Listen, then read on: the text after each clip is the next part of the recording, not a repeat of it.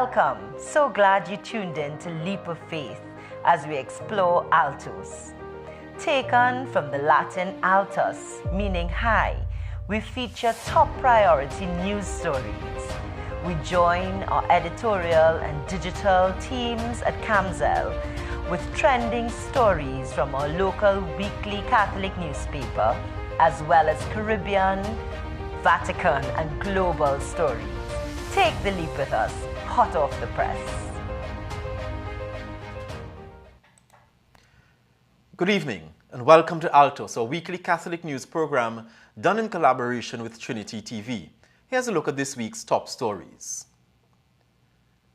Thieves steal vital school supplies from the Roman Catholic primary school in La Brea. Altar servers get a lesson on the importance of service from Archbishop Gordon. The Vatican's Dicastery for Interreligious Dialogue highlights a path to peace in the Middle East in its Diwali message. And later on in the program, we talk with Minister Marvin Gonzalez, the Minister of Public Utilities, about the proposed increase in rates for T&Tech and, more importantly, the data breach at TSTT. But here's a look now at our top story. We begin this evening with the unfortunate news that thieves broke into the La Brea RC School on November 5th, stealing much-needed school supplies and stationery. It was the third Catholic primary school broken into within the past 5 weeks. The Todds Road RC was targeted on Saturday, October 21st, and the Carapo RC on Friday, October 7th. As Catholic News senior reporter Lara Pickford-Gordon tells us, the Catholic Education Board is very concerned about these break-ins. Thieves got into the La Brea RC after 1 a.m. by climbing over a gate at the back of the school. Unknown to the guard on duty, 2 intruders entered through a classroom on the ground floor by removing a glass louver. They spent an hour ransacking cupboards and searching other areas. A report was made to the La Brea police. A desk fan, laptop, school supplies, and stationery were stolen. This was the third break-in at the school for the year, and first time bandits got inside. The Chief Executive Officer of the Catholic Education Board of Management, Sharon Mangru, responding to the robbery, said, "It's very disheartening to see young people not much older than the children that we teach in our schools, taking away resources that are being used to create a better future for those children." She urged principals and teachers not to be discouraged by the events and to continue providing a service to the young people. She had a recommendation for them. Principals, I suggest that you contact the police in the area to get some practical tips on steps that you could take to minimize the risk of theft in your schools. And very importantly, engage the wider community in your school, the wider school community, so that we could hold hands, work together in developing the greatest asset for our nation, our children. I am Lara Pickford-Gordon for Catholic News, Altos. And as we approach the Christmas season, many non-governmental organizations will be stepping up their efforts to help the most vulnerable in society. And over the next few weeks, we here at Altos will be highlighting the work of these NGOs who go the distance to help those in need. We begin our focus this week on the Living Water community. For the past 48 years, this group has been ministering to the poor to light a fire of love in the hearts of God's people. The community was founded in 1975 by Rhonda Mengo and Rose Jackman with the aim of serving the less fortunate. Altos correspondent Clysha Best visited the Living Water community recently and prepared as they prepared their weekly packages for some of the most vulnerable in our society. If you were asked to name one long-standing, reputable, charitable organization in Trinidad and Tobago, the first on your lips is likely to be the Living Water community. Come 2025, the community will be celebrating 50 years of providing food and assistance for the poor in this country. As they set upon the season of Christmas, which is one of their busiest in terms of donations and gift-giving, Assistant Director of the Living Water Community, Ms. Rosemary Scott, gave us some insights into their charitable work, how it has evolved from simply providing meals to providing the food items for households to create their own, and she expressed the continued need for funding, especially around this time of the year. From the beginning of the community up until COVID, every Christmas day, we would have tents in our car park, tables and chairs, and we would bring the poor here for Christmas lunch. And we used to serve going up to 2,500 people. Now, what used to happen, of course, on those Christmas days, very often it would be just 1 or 2 people that would come from the family because they couldn't afford the taxi fare to bring everybody here, so they would take home the food for, for the rest of the family. So we give them a chicken, we do the pastels, and we give them the pastels, but we give them rice and peas and the ingredients to make their rice and peas pot. We give them macaroni and cheese and milk and eggs to make the macaroni pie. That sort of thing, so that they can together as a family make that Christmas meal at home and sit with their family and enjoy Christmas. With fundraising events a frequent need for an organization such as theirs, Ms. Scott also spoke to us about what else is on the agenda to raise funds, and she even mentioned the other arms of the Living Water community. So like tonight is the movie, Journey to Bethlehem. But throughout the year, we have what we call a little pop-up shop. And we try to do that maybe every 2 to 3 months because our fundraising has to continue on a regular basis. On the 2nd of December is our pop-up shop right here.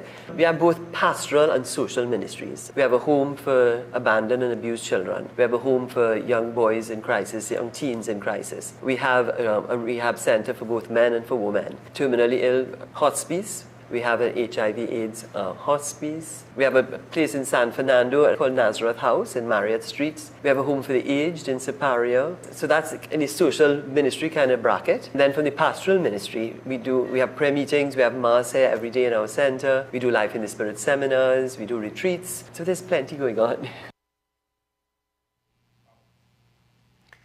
In news from the Vatican, the Dicastery for the Doctrine of Faith has clarified situations under which transsexuals and homo-affective people can be administered the sacrament of baptism or participate in the sacrament of marriage. The document was signed by Cardinal Victor Manuel Fernandez, the prefect of the Dicastery, and approved by Pope Francis on October 31st.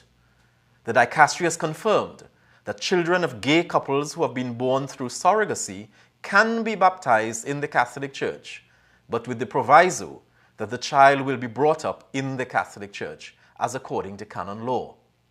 The exception may be where the partners are cohabitating as in a marriage. The Dicastery also affirmed that transsexual persons, adults, children, or adolescents can be baptized, provided they are well prepared and willing, and that there is no occasion of scandal. The Dicastery also noted that nothing currently existed in church doctrine which prevented a transsexual person from being a witness to marriage. A statue of Nuestra Señora de Luján, Our Lady of Luján, was enthroned on Sunday, November 5th at St. Mary's RC Church in Mucurapo. Our Lady of Luján is a celebrated 16th century statue of the Virgin Mary.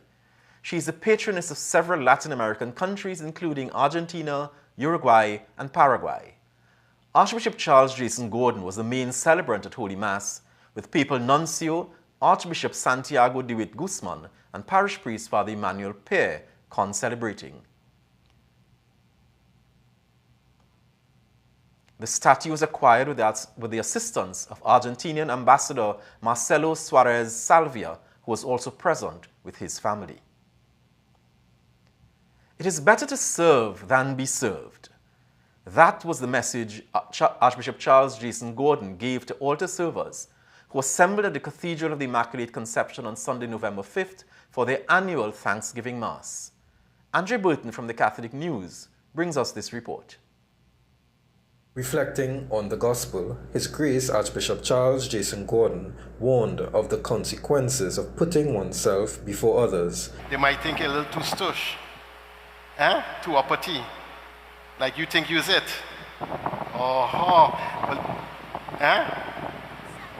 Too selfish. And that's what the reading is about. Fathers Kenwin Sylvester and Eliza Mulimba concelebrated the Mass. Deacon Roland Joseph assisted.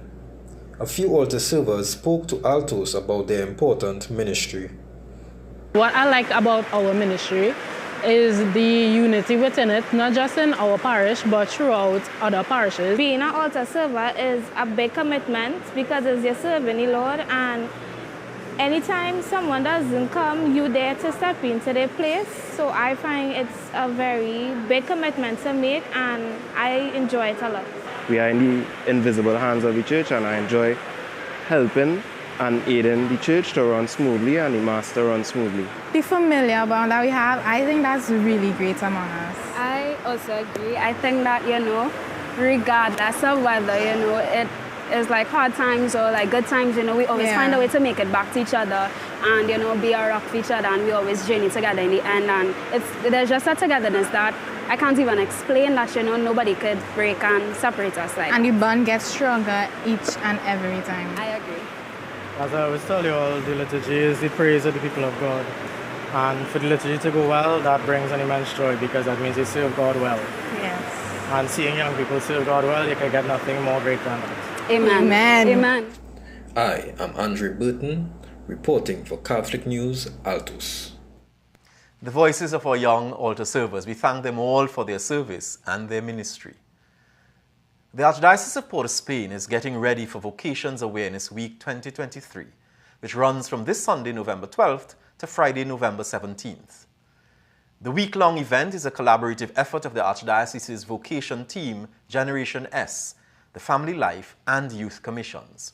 Father Kenwin Sylvester, who is part of the vocations team, said the aim is to get young people involved for the week. You can follow Generation S for more updates in the week ahead. In some Caribbean news, well-known and well-loved Monsignor Patrick Paba Anthony from St. Lucia has been awarded a Doctor of Letters from the University of the West Indies for his work as a cultural icon and activist. Paba, as he is fondly called by many, was ordained in 1972 in St. Lucia, and his ordination mass was the first in St. Lucia to include African drums, steel pan, and a guitar. Later, he was the first to use the St. Lucian Creole during Mass. We have more from the Catholic Television Broadcasting Service from St. Lucia. A passionate advocate of the then current concept of New Caribbean personhood, he promoted Black awareness and Caribbean consciousness among groups of young people in St. Lucian parishes through the use of Caribbean-style worship songs and liturgical vestments, and the celebration of indigenous religious art on church murals.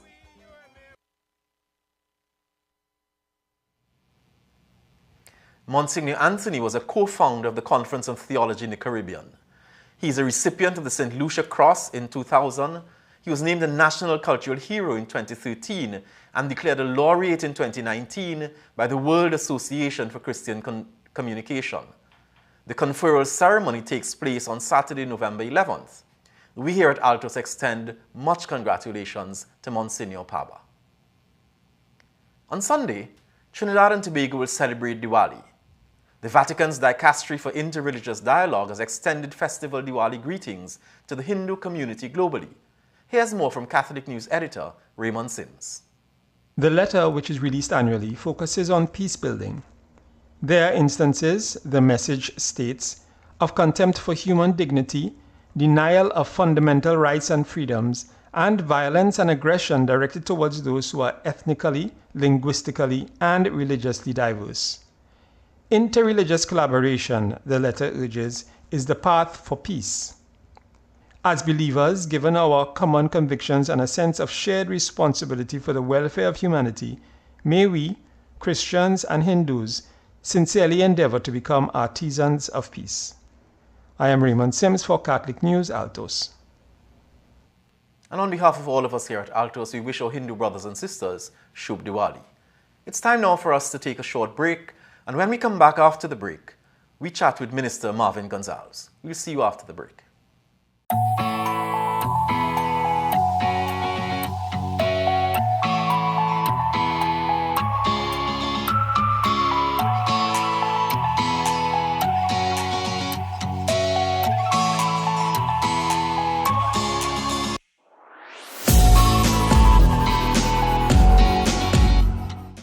Thanks very much for staying with us. We hope you're able to get the answer to our trivia question today. We're lucky to have on set with us today Minister Marvin Gonzalez, a former policeman, an attorney at law, and currently the Minister of Public Utilities. Over the last week, he's been in the news cycle repeatedly, and he's here today to talk to us about TSTT, the data breach, as well as the implications of the proposed increase in rates at TNTech. Minister, thanks very much for coming and welcome. Thank you very much, Neil, and thank you for inviting me to quite familiar territory for me. Yes. Rough I week? appreciate it. Rough week or par for the course? Par for the course. Par for the course. Yeah, it has been, quite challenging, but that is par for the course. In politics and in public life, we do have our ebbs and flows, depending on what is happening in any of the agencies under, our supervision. So it has been quite a challenging week in the utility sector, but one that can be quite enriching, and it all depends on how you process the challenges ahead. We've had some challenges, as you say. We've had data breaches at the Office of the Attorney General, for instance. We had a data breach with Massey Stores, and now we have this huge TSTT leak where there are thousands of persons' information out in the public domain. What's the latest where that is concerned? Well, the latest with that is the government has decided to conduct an independent inquiry so that we can understand the gravity of the breach, what in fact transpired, and what TSTT, as the leading telecommunications agency in Trinidad and Tobago, ought to do to prevent such a breach from taking place. So far, we have had quite a lot of conflicting information, and as you would be aware, and your viewers will be aware, and listeners, etc., initially, the extent and the gravity of the breach was not placed in the public domain for one reason or the other, which led to me making a statement in Parliament that customers' data was not in any way compromised, which of course would have been information that I had at my disposal, and which is now being threatened to land you before the Privileges Committee. Of course, and that's also par for the course. But subsequently, some further information came to fore, and as a result of that, I have decided to conduct an independent, thorough investigation into the matter, and in the public's interest, to let the people of Trinidad and Tobago understand what in fact took place, how it was managed when it was first detected, and what ought to be done to prevent this from happening again. So that investigation, the board is putting everything in place to conduct that investigation, and I will be monitoring it quite closely to ensure that it is independent, it is thorough, and that the appropriate action that ought to be taken based on recommendations will be taken in order to protect the public's interest. But Minister, we have a history in this country of commissions of inquiries and committees and independent probes. And to quote a popular radio host, nothing comes out of it. How are we going to be guaranteed in any way this time that something will come out of this, that our data will in fact be protected going forward? Well, I want to give the assurance tonight to the people of Trinidad and Tobago that this report is not going to be swept under the carpet. It is too serious a matter that can undermine the security and the stability of the country for this situation to be treated with lightly. And therefore, I think all of us stand to be potential victims of this cyber attack. As you rightly said, all state agencies, as well as private organizations, individuals, are prone to be attacked in this particular way. TSTT is the leading telecommunications agency in Trinidad and Tobago, which is the repository of so much data on hundreds of thousands of our citizens.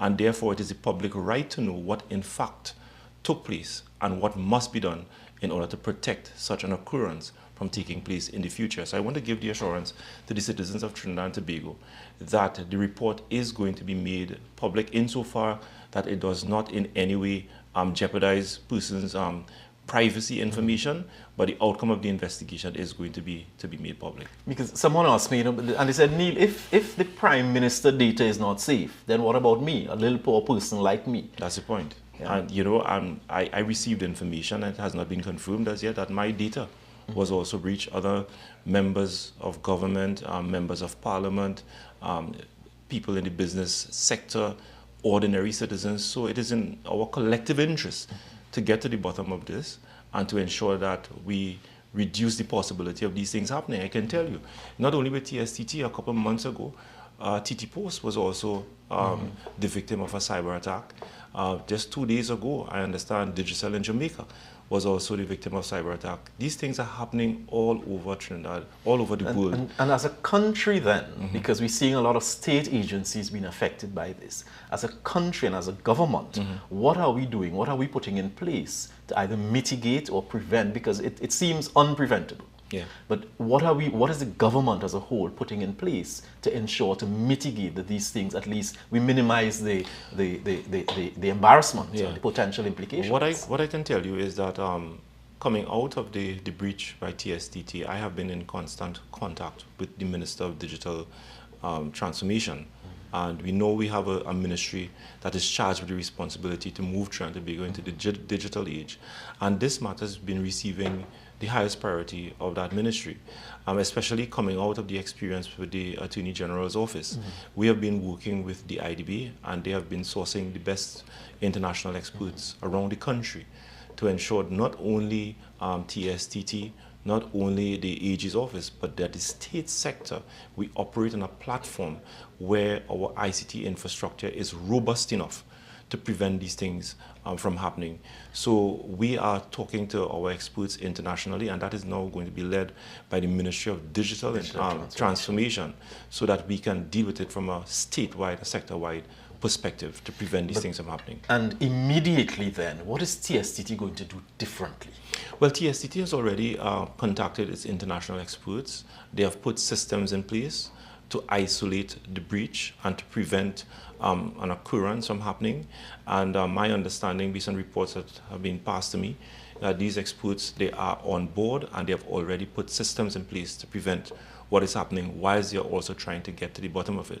Now, TSTT is conducting its own probe, but for the sake of this particular breach, I thought it was in the public's interest to have an independent investigation also take place alongside its internal investigation, so that the public can understand the gravity of what transpired. Okay. And talking about the gravity of what the public is experiencing, let's switch to TNTech now. The RIC has proposed increased rates, increased electricity rates. It's the first time in, I think, 16 or 17 years that the RIC has, in fact, proposed increased rates. We understand first time in 16 years it is allowed to do its work. It is allowed to do its work. We understand that the matter is presently before the cabinet, without breaking the confidentiality of cabinet. Any update on where that is at the moment? No. So the Prime Minister has decided to refer the matter to the Finance and General Purpose Committee, which is a subcommittee of the cabinet that looks at some of these issues and their financial implications, not only on the citizens of Trinidad and Tobago, but on TNTech as a very vital public utility commission. So the matter is engaging the attention of the Finance and General Purpose Committee of the Cabinet, and as Minister of Public Utilities, I am gathering all the necessary information to put before the F&GP, so that members of Cabinet can have a full understanding as to how this can impact upon all of the customers at the various levels, not only domestic customers, but customers at the level of commercial, industrial, etc., so that we can make an informed decision. Remember, the government of Trinidad and Tobago, where rate reviews are concerned, the only agency that has the responsibility to set rates is the RIC. Why is this matter before the Cabinet? It is not that the RIC Act has given Cabinet the power to override what the RIC has recommended. The RIC has given its final determination, and that final determination has been passed to TNTech. However, before TNTech implements the rate as proposed and approved by the RIC, from a policy perspective, the matter is placed before the Cabinet, so that TNTech, being an agency that belongs to the citizens of Trinidad and Tobago, will now have the blessing of the Cabinet before the rates are implemented in 2024, or as the case may be. Okay, so I mean, piggybacking from that, it's not likely that we're going to see that increase in rates, any proposed increase in rates, before the end of this year. Oh, it's not likely, because according to the Act, TNTech has to give a 21-day notice, and TNTech also has a lot of internal work to do on its systems before it can implement that. So they've asked for that timeline to look at what must be done internally and to comply with that 21-day statutory notice that must be given before the rates are implemented. So all of that is taking place, and I can give you the assurance that that cannot happen before the end of this Before current calendar year. So concurrent with the proposed increase in 2024 will be the increase in the minimum wage. Yes. And there's a school of thought that the government has given in one hand and taken back in the other hand. Yes, there is a school of thought, but I can also tell you that even before this proposed rate increase, the government has been spending over $70 million in electricity rebate policy, where consumers who consume over a certain amount, or there's a particular threshold, or if your bill is $300, your TNTech bill is $300 and below, you are given a 35% rebate. That is costing the government of Trinidad and Tobago over $70 million on an annual basis. The electricity rate is also subsidized under the ministry's utility assistance program, where vulnerable citizens, pensioners, etc., who for one reason or the other cannot pay their TNTech bill or cannot pay their water rate, that is also a program that targets those citizens, so that the government also spends millions of dollars in funding vulnerable citizens to have their utility bills paid. So, but Minister, are those subsidies and those rebates, are those going to be taken away now? No, it is not. They're going to continue to remain in place, but it has to be reviewed. And before we move on, Neil, we also have to look at the price of gas. TNTech, under the current rate structure, does not pay NGC for the gas that is consumed for the generation of electricity, to the extent now that the government has to foot a bill of $5 billion. So it is subsidized at the gas production level, which is hundreds of millions of dollars, billions of dollars. So there's a subsidy there that every single citizen and every single business, every single organization, church organization, non-profit organization benefit from. So it is subsidized at that level, and it is subsidized at the other end when the bill finally reaches customers under our utility assistance program, our bill rebate system, and what have you. And in addition to that, Trinidad and Tobago still enjoys the lowest rates of electricity, not only in the Caribbean, just second from Suriname, and even with the proposed rate increase by the RIC, when you look at the international benchmark, Trinidad still would be paying the lowest rates of electricity in the entire Caribbean and in the Western Hemisphere and internationally. But coming back to the question, the government now has to look at the subsidy structure for vulnerable citizens, because the rebate system that we pay, if your bill is $300 and below, you enjoy that 35% rebate. It is not a structured subsidy, because there are a lot of people like myself, if I have a property that gets a bill for $300 and below, I enjoy that. I am not entitled. I should not be benefiting from that. That should really be targeted towards citizens to those who need that, it the most. that assistance. Yeah. And it is also based on a bi-monthly basis. The new system that the RIC is recommending as proposed, it will be on a monthly it basis. will be a monthly People basis. So therefore, we now have to look at the rebate model and to make a final recommendation.